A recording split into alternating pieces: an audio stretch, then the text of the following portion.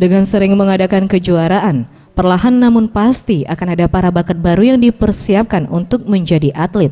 Sebanyak 38 peserta tingkat sekolah dasar mengikuti kejuaraan futsal kids se-Kota Palembang.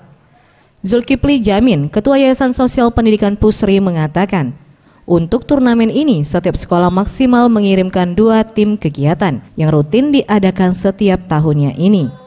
Setidaknya dapat memberikan kontribusi untuk mencetak atlet futsal yang ada di Kota Palembang. Karena kemudian ada satu lagi, anak-anak kan sering berlatih ya, perlu ada namanya kompetisi untuk melihat seberapa jauh peningkatan keterampilan mereka. Jadi di ajang lomba ini, di ajang pertandingan ini, mereka sudah melihat sebatas mana kekurangan ataupun kemampuannya mereka.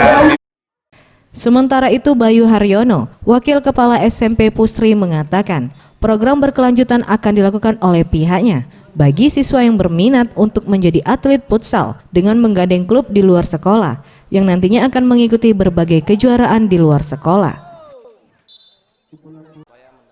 Terbang atau tryout untuk anak-anak usia dini supaya atlet-atlet futsal di Kota Palembang akan bermunculan.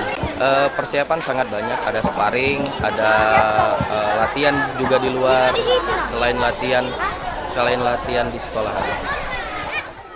Pemenang turnamen ini mendapatkan uang pembinaan, sertifikat dan trofi bergilir. Tim Liputan Sriwijaya TV.